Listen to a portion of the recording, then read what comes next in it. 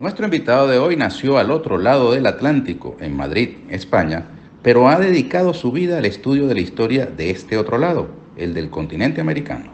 Licenciado en Filosofía y Letras y doctor en Historia de América, ha publicado diversos trabajos de investigación sobre las revoluciones de independencia en nuestras tierras. Vino a Venezuela para participar en el 16º Congreso Nacional de Historia y Tercero Internacional que se desarrolló en La Guaira del 6 al 8 de abril. Justo Cuño Bonito. Bienvenido. Muchísimas gracias, Ernesto. ¿Por qué le pusieron ese nombre? ¿El de Justo? Ajá. Bueno, un tío mío había fallecido muy recientemente, justo antes de nacer yo. Y bueno, mi padre era su hermano mayor y como homenaje, pues creyó conveniente ponerme a mí también Justo. Es justicia. Justicia, era de justicia. Correcto. Y esperemos que lo siga siendo. Correcto. Bueno, primero tenemos que dar cuenta del contexto en que estamos sosteniendo esta conversación, que es la 17ª Feria Internacional del Libro de Venezuela en su edición número 17 y capítulo Miranda. Es decir, la Feria del Estado Miranda se está desarrollando en estos momentos en que sostenemos esta entrevista aquí en la Plaza Antonio José de Sucre de Petare. Esta es la zona colonial de Petare, que es una población aledaña a Caracas. Ahora la conurbación nos juntó en un mismo espacio geográfico, ¿no? ¿Qué tal le ha parecido la feria? Pues me ha parecido excelente, además en un entorno, en un contexto absolutamente fantástico. Todas estas construcciones de época colonial, también conservadas además, y sobre todo todo el pueblo, la gente, las mujeres y los hombres transitando por aquí en un espacio que es fundamentalmente cultura. Y yo creo que la cultura es la base fundamental de la construcción de cualquier estado, de cualquier nación, de cualquier patria. Y debe ser un referente fundamental también para los políticos y también para los estudiosos y para los investigadores. ¿Se parece esto al relato que ustedes reciben a través de los medios en España sobre Venezuela? No, por supuesto que no. Hay una construcción alternativa, bueno, de los medios de comunicación hegemónicos. Yo creo que no descubro absolutamente nada si digo que eso, que una cosa es la que uno recibe a través de sus medios de comunicación y otra cosa es la que uno percibe cuando realmente llega a los lugares.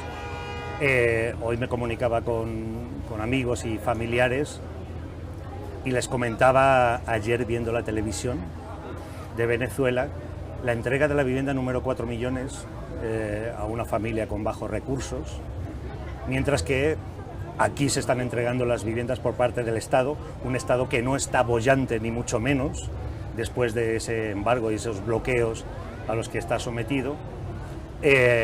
Hace un esfuerzo, sus ciudadanas y sus ciudadanos hacen un esfuerzo integral por ofrecer condiciones dignas de vivienda a aquellos más necesitados, mientras que en España se hace un ejercicio de especulación incluso a partir de las viviendas públicas, como ha sucedido hace muy poco en la Comunidad de Madrid, que viviendas de protección oficial fueron finalmente ofertadas, ofrecidas, dadas a fondos de inversión.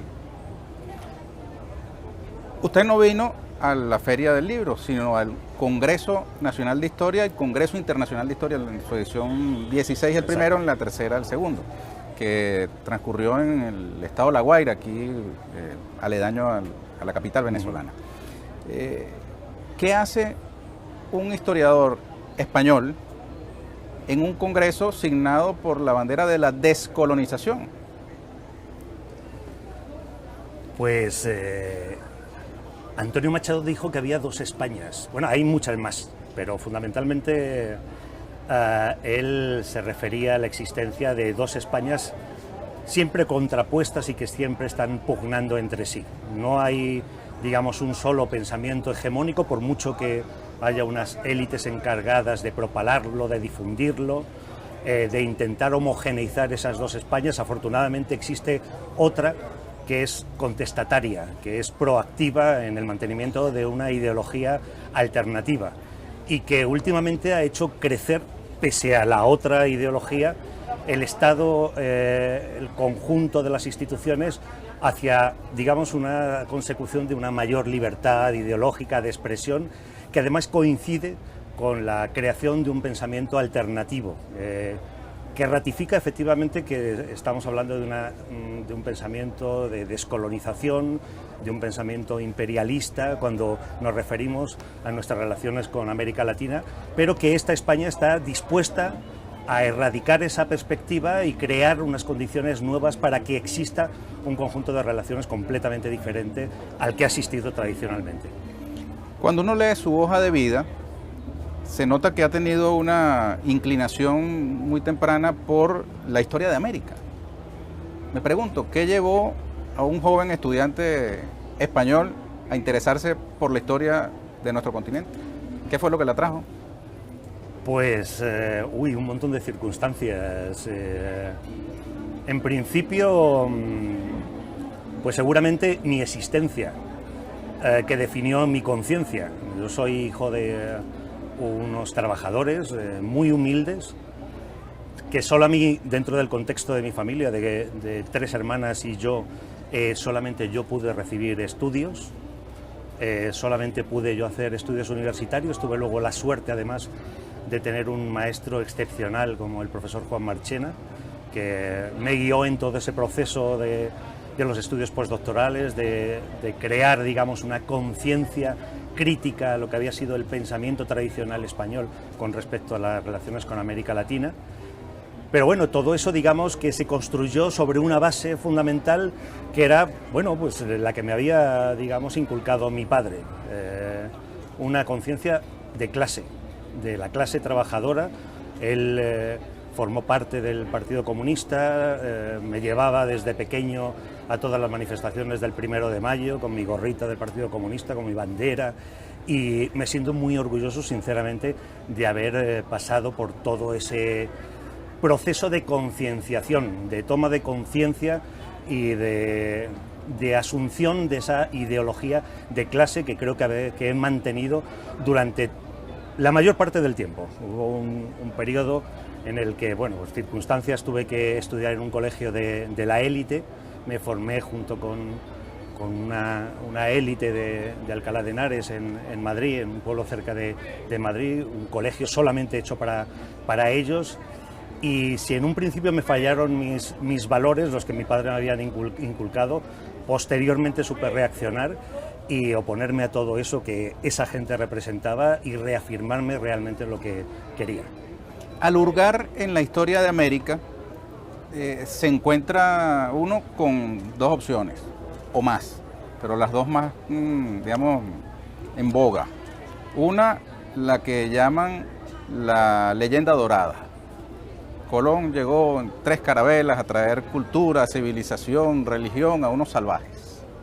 Y la otra, que también pudiéramos simplificar, aunque trae debate, que es la llamada leyenda negra, aunque ya de por sí el uso de ese color puede implicar racismo, pero que muestra la invasión española como una barbarie, como un genocidio cometido contra los aborígenes y luego durante 300 años contra los africanos que trajeron esclavizados acá a estas tierras contra su voluntad. ¿Cuál de esas 2 es la leyenda que prefiere Justo Cuño Bonito? Pues yo encontraría, como decía el gran poeta peruano César Vallejo, el justo medio. Ni una cosa ni la otra. La historia no está para juzgar, la historia no es una corriente de opinión ni es una corriente ideológica, es una ciencia, en primer lugar. Fíjense que hay 2 maneras de construir la historia. Construirla a través de la ideología. Todos tenemos una ideología y ninguno ni nadie vamos a renunciar a ella. Incluyendo el que dice que no la tiene. Incluyendo, más todavía, incluyendo el que dice que no la tiene. Y todos tenemos una opinión. Pero la historia no se construye a partir de opiniones ni de ideologías. Se construye a partir de documentos. Y documentos interpretados con un método científico. Además, claro, partiendo de esa base de que todos tenemos opiniones e ideologías, nuestros contrarios también las tienen. E igual de poco fundadas van a ser las nuestras como las de ellos.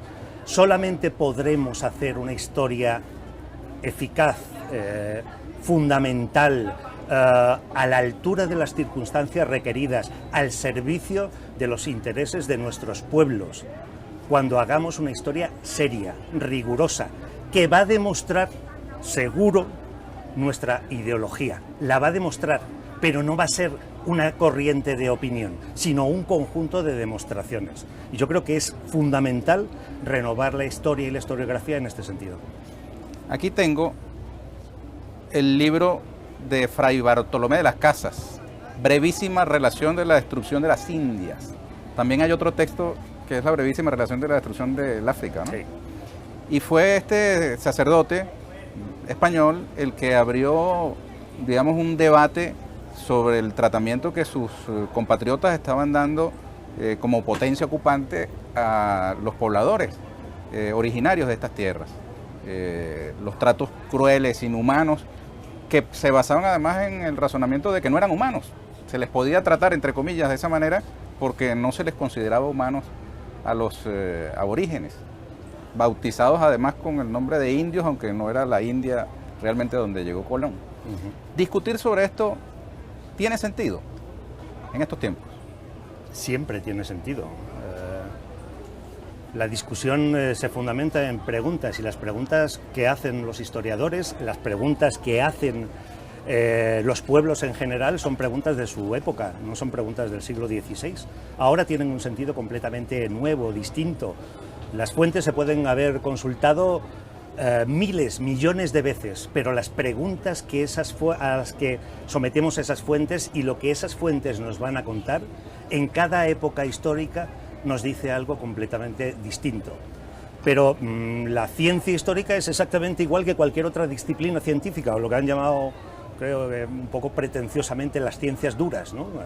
Parece que la matemática o la física o la química están fuera de cualquier criterio histórico, metodológico, cuando vemos que efectivamente también acompañan la evolución humana, también avanzan con nuestro conocimiento, que no son un producto estancado, que lo que ahora son verdades matemáticas, dentro de 3 días van a ser verdades matemáticas ya infundadas porque habrán sido superadas, y con la historia pasa exactamente lo mismo, afortunadamente, porque si no nos hubiésemos mantenido como los cromañones, siempre en la edad de piedra, porque no hubiésemos tenido ningún tipo de evolución intelectual.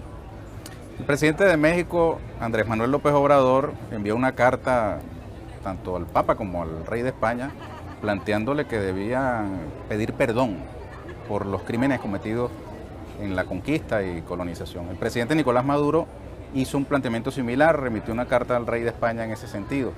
Y semanas, meses después, vimos cómo venía el rey Felipe a Puerto Rico, un enclave colonial de nuestra América, a reivindicar justamente el papel de España en aquel tiempo. ¿Cómo ves eso?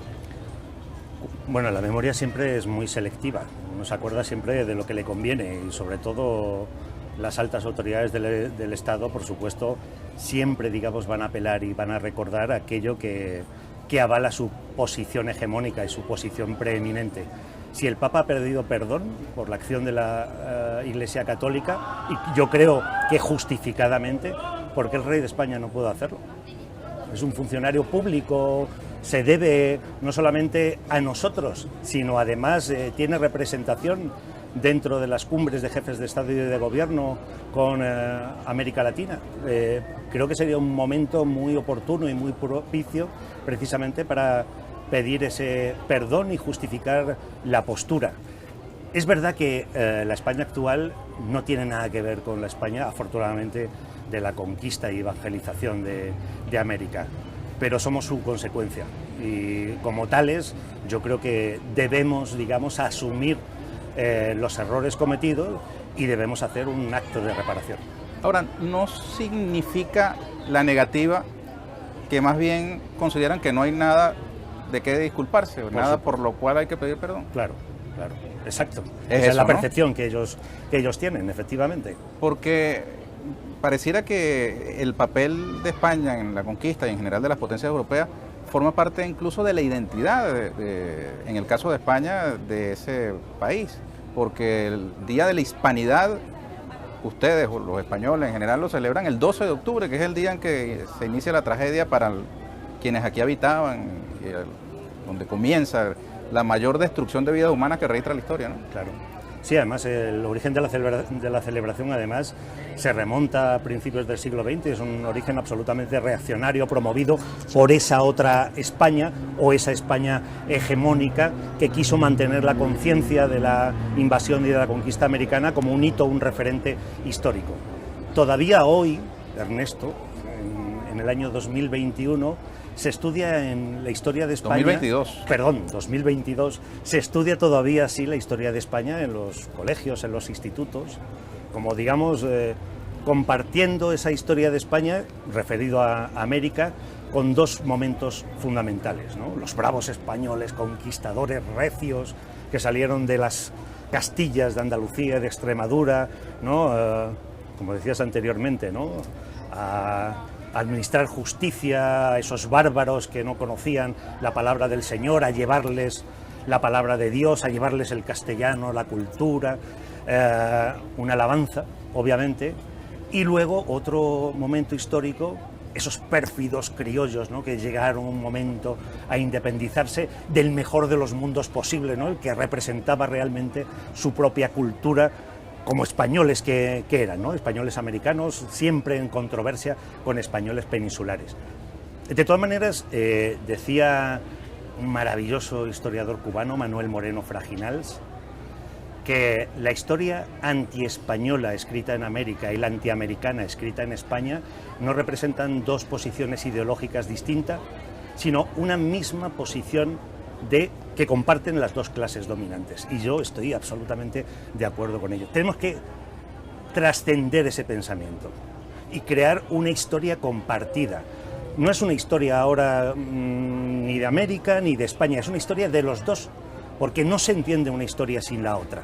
Son historias compartidas y son, dentro de esas historias compartidas, son historias de los indígenas, historia de los sectores populares, de los analfabetos, de las mujeres, de esos todos que han sido excluidos sistemáticamente de la historia oficial. No es la historia de las mujeres, sino es la historia con las mujeres. A ver si ahora, en el proceso de reconstrucción, vamos a hacer exactamente lo mismo que nos han hecho a nosotros, y es excluir a los sectores populares y hacer una historia fundamentalmente de las élites. Yo abogo por una nueva historia, donde estén todos y todas representados, y que tiene que ser una historia compartida, vista desde las dos perspectivas, desde lo americano y desde lo español, pero siempre con rigor. ¿Qué eco ha tenido esa postura suya en el Congreso Internacional y Nacional de Historia al que ha venido a participar? Pues maravillosa. La verdad es que ayer tuve la intervención y bueno, la gente creo que le gustó mucho esa perspectiva, esa visión antihegemónica y de construcción de una historia compartida. Coincido además con gran parte de los colegas que han estado aquí representados, pero superar esa historia que ha sido en la que todos y todas hemos sido formados es muy complejo, necesita un recorrido, pero momentos como este de encuentros entre historiadores insurgentes o alternativos, yo creo que son momentos muy propicios y muy oportunos para esa revisión de la historia oficial. ¿No hay una, digamos, aspiración de revancha en esta corriente? No debería. La historia insurgente frente a todo lo que simboliza a España, metiendo a toda la España o todas las Españas en un mismo saco. No debería haberla. No podemos caer en los mismos errores. El otro día escuchaba al candidato de la presidencia, Gustavo Petro, en Colombia, recriminarle a un senador del partido de Uribe precisamente eso, ¿no? El senador del partido de Uribe decía que tenían que quedar excluidos todos aquellos que representaban la izquierda y salir del país. Y con toda la calma, el candidato a la presidencia de Colombia decía que, bueno, que si ellos gobernaban, cosa que parece posible, casi probable, ellos no van a excluir absolutamente a nadie, porque creen que todos los sectores sociales, incluso aquellos que tienen un mensaje tan alejado del suyo, forman parte de la nación y son necesarios para construir la nación colombiana. Y yo creo que en historia, con esta nueva historia, debe suceder exactamente lo mismo. Nosotros tenemos que hacer una pausa. Vamos a ella y enseguida regresamos con el historiador español Justo Cuño Bonito.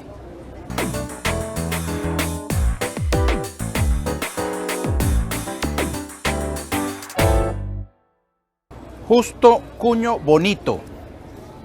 Yo le pregunté por el nombre, pero estos apellidos, ¿de dónde vienen? Extremadura, casi en la frontera con Portugal.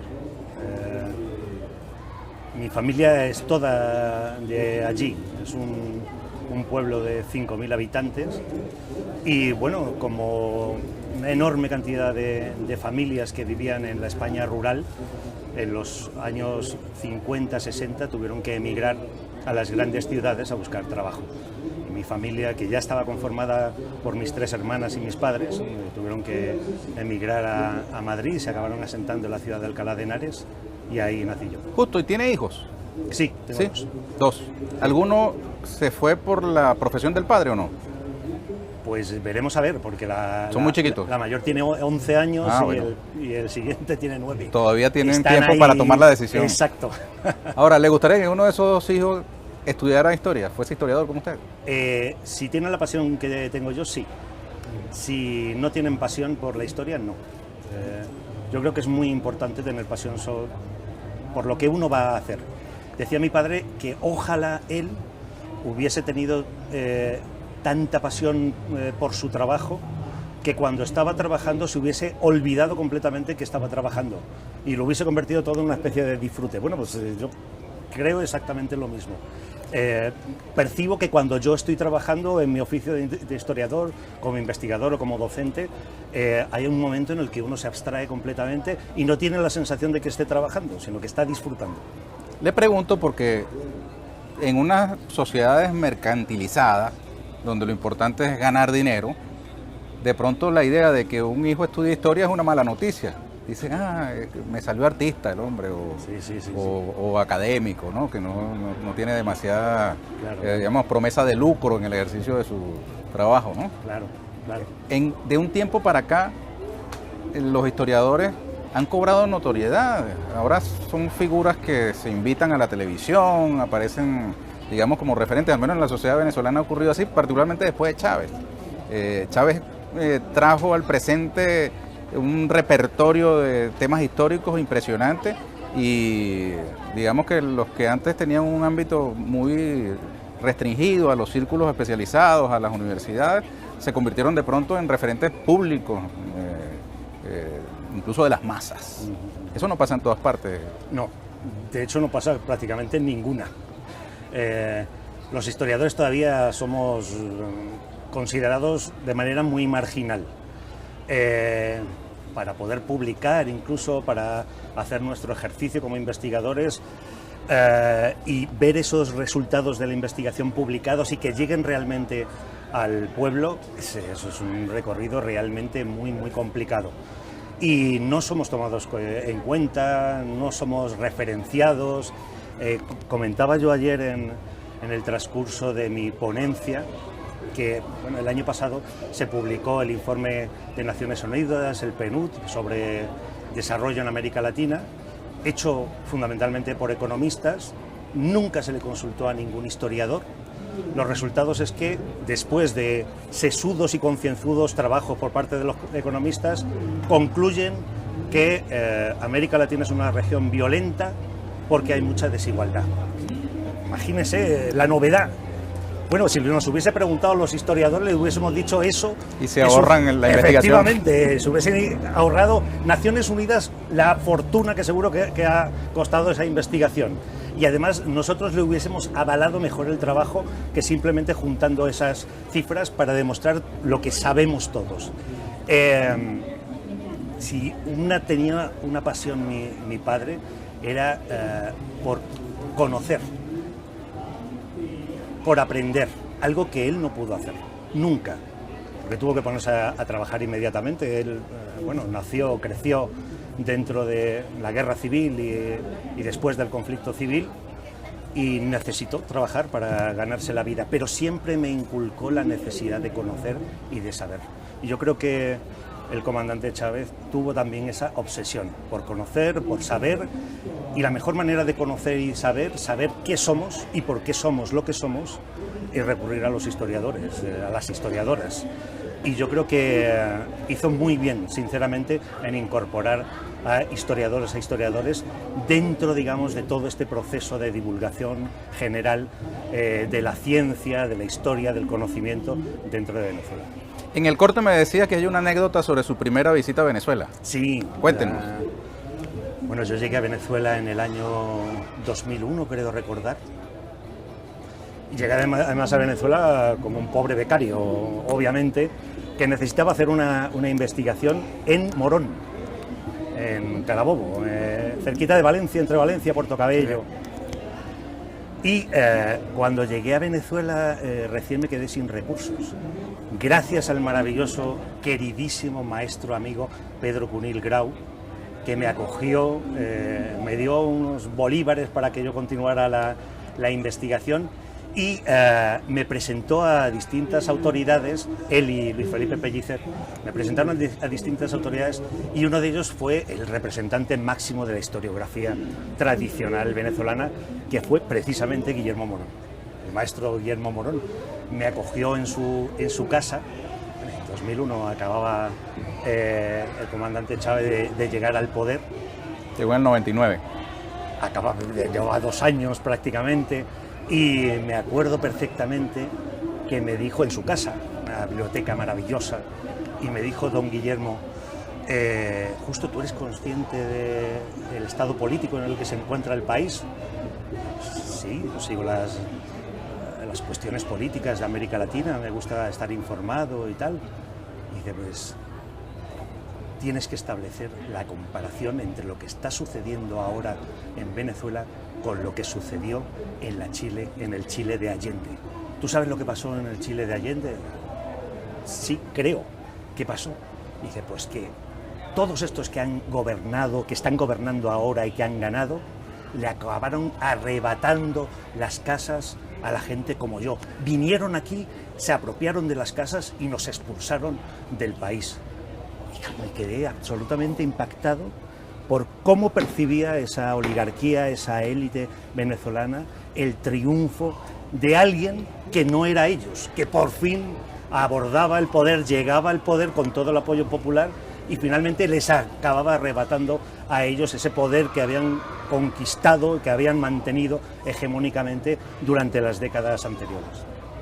Oye, qué comparación, ¿no? ¡Ay, qué cosa tan impresionante! Sí, no, es que no se me ha olvidado. Además, bueno, luego añadió: porque ustedes en España, me dijo, tienen un político absolutamente fantástico. Lo mejor, el mejor político... Aznar. No, todavía no. El mejor político, no, todavía no para él, para Guillermo. Todavía el mejor político que ustedes puedan haber soñado. ¿Quién es don Guillermo? Manuel Fraga Iribarne, exministro de Franco, fue ministro de Franco, ministro de Turismo en uno de los últimos gobiernos de Franco. Y en ese momento era presidente de la Xunta de Galicia. Y me dijo, añadió además: político buenísimo, ha convertido a Galicia no en una tacita de plata, no, literalmente, en una tacita de oro. Y ahí ya... Fíjate, un gran apasionado de la historia con una óptica política completamente diferente a la de otros apasionados de la historia, ¿no? Claro, pero por eso es muy importante que no nos dejemos arrastrar simplemente por las ideologías y las opiniones, sino que ante eso que ellos han representado, que era pura ideología, pura opinión, nosotros podamos contraponer el método riguroso de la ciencia histórica.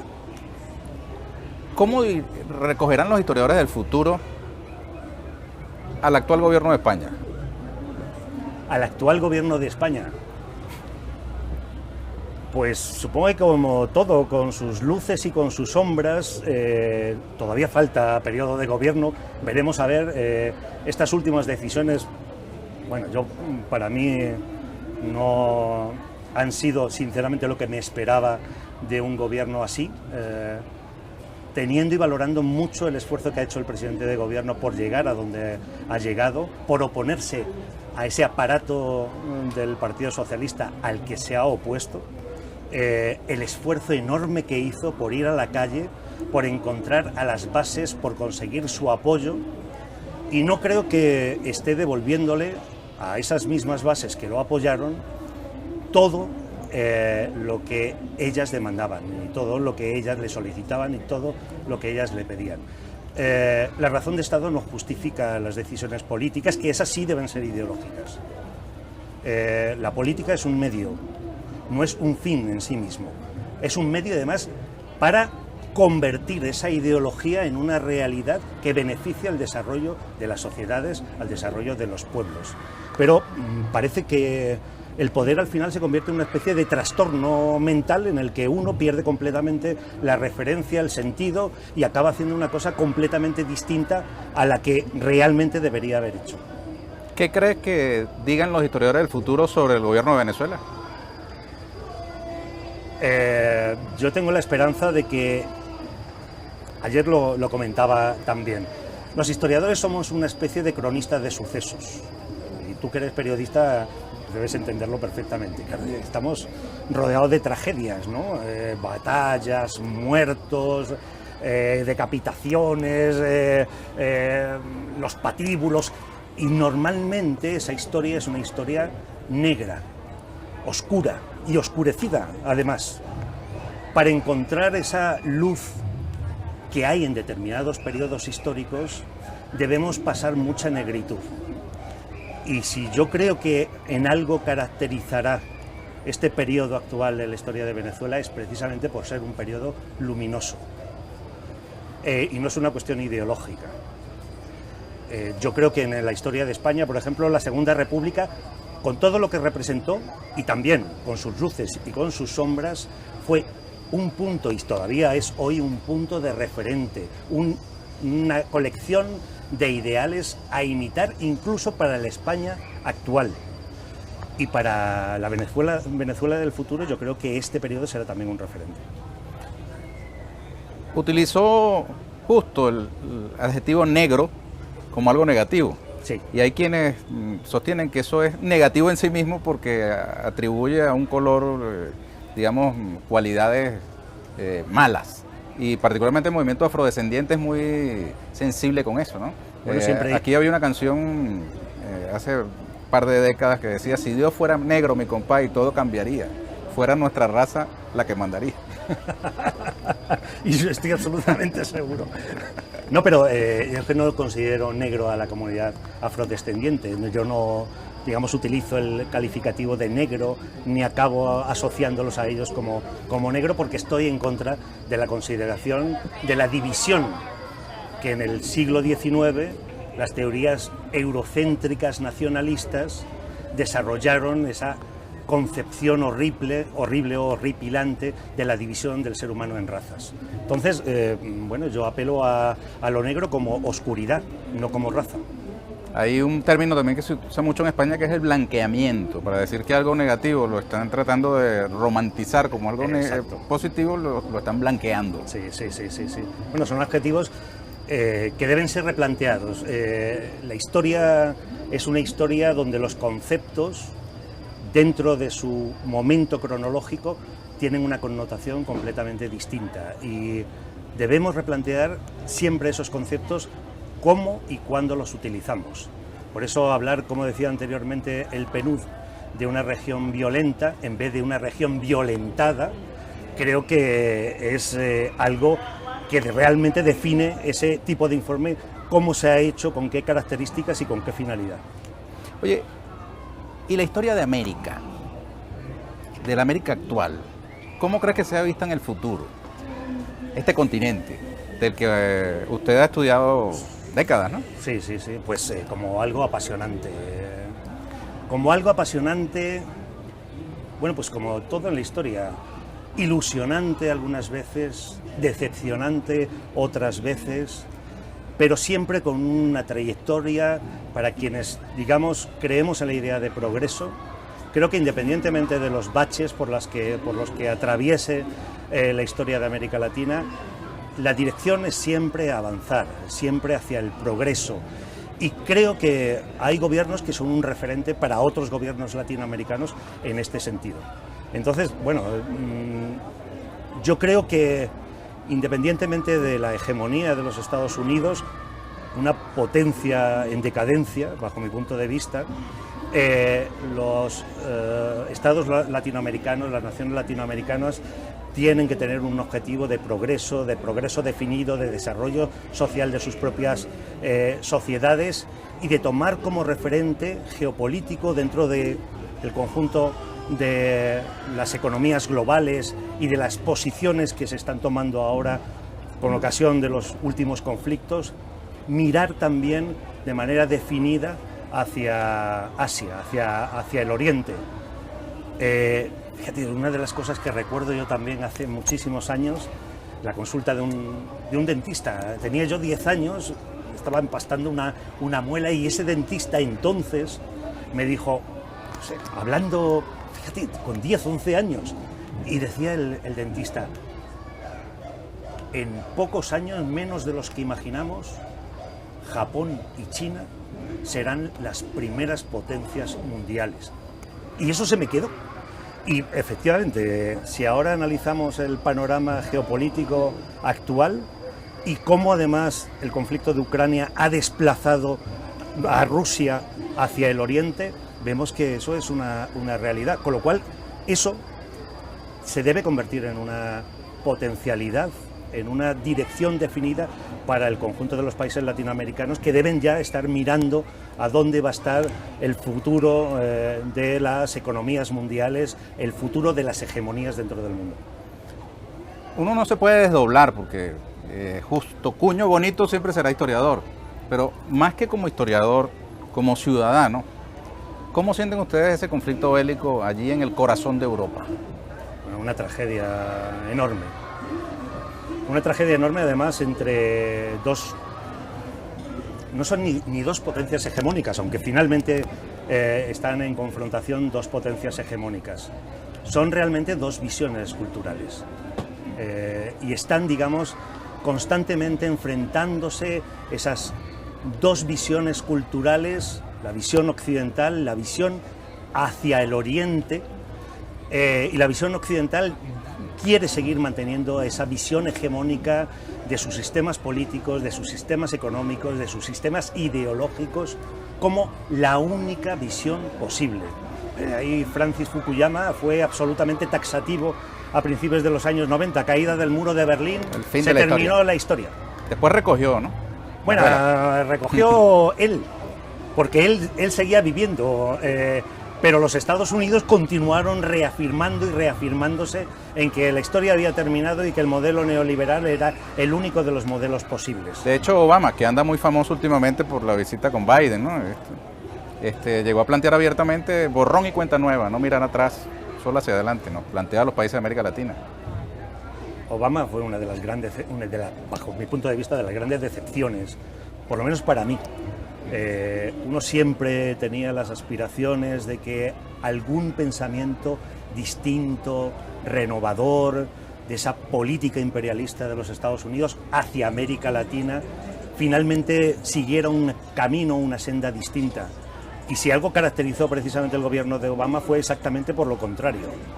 Mayor imperialismo, mayor intervencionismo en Paraguay, en Brasil, en Honduras, una cosa absolutamente terrorífica, aterradora. Así que, bueno, en fin, no podemos esperar ya sinceramente nada bueno de los Estados Unidos, sino que, bueno, lleguen finalmente a su final, como está previsto ya, creo que en un plazo muy breve. ¿A su final? A su final como potencia hegemónica mundial. Yo creo que esa confluencia de las potencias orientales, de la India, de China, de Pakistán, de Irán, asociadas o, digamos, en conexión con sus intereses con América Latina, creo que deben dar un producto nuevo, un refundar, digamos, el conjunto de todas las relaciones políticas, sociales y económicas a nivel mundial. Hay una cosa muy odiosa que es la autorreferencia, citarse a sí mismo, pero yo voy a incurrir en ella. En estos días le comentaba a algunos compañeros que teníamos que solidarizarnos con los pobres pueblos europeos, porque terminaron siendo colonias de una metrópoli que antes fue colonia suya, y que no tienen política exterior propia, que han tomado decisiones que van directamente contra sus intereses. ¿Por qué pasó eso en Europa? Porque es una lucha cultural, en definitiva. Es una cultura que quiere seguirse manteniendo como hegemónica en el conjunto de las relaciones internacionales. Obviamente esa cultura implica también sus aspectos económicos y políticos y quieren mantener, digamos, unos estados nacionales que fueron fundados con una ideología liberal que ya está trasnochada, que no funciona, porque desde el siglo XIX hasta la actualidad han pasado 200 años y siguen además intentando que ese pensamiento omnímodo continúe triunfando y bueno, y todos tenemos, digamos, conciencia, los historiadores sobre todo, que las hegemonías de todos los imperios acaban finalmente terminándose, que finalmente acaban claudicando hacia los nuevos estados más poderosos, más incipientes. En este contexto yo creo que es evidente que Europa está apostando por una relación absolutamente perdedora y que va efectivamente en contra incluso de sus propios intereses políticos, militares y económicos. Son incapaces, digamos, de soltar amarras. Estados Unidos, todos sabemos que no tiene amigos, tiene intereses, y ellos van a soltar amarras de Europa en cuanto tengan un objetivo estratégico claro y fundamental, se sitúe donde se sitúe. Si en algún momento tienen que pactar con China y los chinos están dispuestos, o tienen que volver otra vez a pactar con Rusia en vez de pactar con Europa, lo van a hacer sin ningún tipo de problema. Y yo creo que los europeos deben ser conscientes, porque si algo ha caracterizado a los Estados Unidos en estos últimos años es que están dispuestos a hacer lo que sea por seguir manteniéndose como potencia hegemónica mundial. Incluso venir a conversar en Miraflores con el presidente Maduro, siendo que reconocen a Guaidó como supuesto presidente interino. Claro, ¿no? Yo esa noticia la escuché una mañana cuando me iba a trabajar y casi me caigo de espaldas de la risa que me dio. Es increíble, increíble, de verdad. Me parece que es absolutamente necesario que Venezuela entre en conversaciones, que aproveche, digamos, esta coyuntura, un país que no está boyante, que necesita ese tipo de relaciones para relanzar su economía, porque además ese relanzamiento económico va a beneficiar al conjunto del pueblo, y eso es un objetivo primero, un objetivo absolutamente fundamental e irrenunciable bajo mi punto de vista para el gobierno bolivariano. Eso es lo fundamental, y luego veremos a ver cómo siguen estas relaciones. Pero para que veamos bueno, lo que le espera a Zelensky, ¿no? Recordemos que Guaidó también fue recibido por el Congreso de los Estados Unidos, todos se levantaron a aplaudir, igual que con Zelensky también se levantaron a aplaudir. Cuando termine la guerra de Ucrania veremos a ver qué es lo que queda de Zelensky y de sus aliados y de todos los que le han estado apoyando hasta ahora. Mientras eso ocurre, ahí en Europa, en el mundo entero, pero particularmente en España, de donde usted viene, digamos un consenso mediático alrededor de la política de la OTAN y de apoyo al señor Zelensky, ¿no? Incluso el señor Borrell ha llamado a los españoles, a los europeos, a bajarle a la calefacción para, digamos, ahorrar energía y restarle fuerza a Putin, de esa manera. Sí, bueno, un conjunto de circunstancias tan absolutamente surrealistas que esto, cuando lo estudian los historiadores del futuro, pues exactamente tendrán la misma sensación de ridículo que creo que tenemos en la actualidad. Es algo absolutamente incomprensible cómo se está reaccionando y actuando de esa manera. Y vuelve a demostrar otra vez que la Unión Europea no tiene un pensamiento propio, que hemos construido una unión que debería ser beneficiosa para el conjunto de los pueblos, para el conjunto de los estados, y que finalmente esa reunión de estados responde a los intereses de los Estados Unidos, que son intereses completamente ajenos a los intereses propios de Europa. Absolutamente incomprensible, bajo mi punto de vista. Ahora, ciertamente hay sectores de la población aterrorizados con el temor de una guerra, que digamos que escale a una guerra europea, a una guerra mundial. Bueno, los medios de comunicación siempre están barajando esa posibilidad y esa oportunidad. tú, que eres periodista mejor que yo, sabes a qué responden esos intereses de esos medios de comunicación, donde no encuentra uno ninguna opinión discordante, todos se manifiestan de una manera más blanda o de una manera más dura, pero salvo algunos medios digitales, todos los medios impresos, televisiones, pues tienen la misma visión del conflicto y además una visión próxima al miedo, al catastrofismo y además incentivadora de ese apoyo de la población hacia el pueblo ucraniano. Eso es lo único que yo defenderé siempre, la necesidad de apoyar al pueblo ucraniano, sobre todo un pueblo que no tiene absolutamente nada que ver con ese enfrentamiento hegemónico entre Oriente y Occidente. Pero al mismo tiempo me pregunto, ¿y qué pasa con el pueblo saharaui? Por ejemplo, en esta coyuntura actual, de los palestinos ya no se habla absolutamente nada, de los yemeníes ni te cuento, de los sirios, y los sirios que vivieron en sus propias carnes lo mismo que están viviendo los ucranianos, que no son rubios ni tienen los ojos azules. Los sirios fueron inhumanamente llevados a una isla de Grecia, a un campo de concentración, en un barrizal enorme, por el hecho de que eran musulmanes y que el territorio de donde venían tenía una cultura completamente distinta a la nuestra. ¿Ese es el criterio realmente para mantener una perspectiva u otra en cuanto a la defensa de los derechos humanos? ¿El color de la piel? ¿La raza? En fin, terrible. Parece una regresión histórica. Es una regresión histórica. Ahora, también se expresa en el surgimiento de movimientos políticos fascistas, neonazis, que reivindican los símbolos y los personajes del nazismo, ¿no?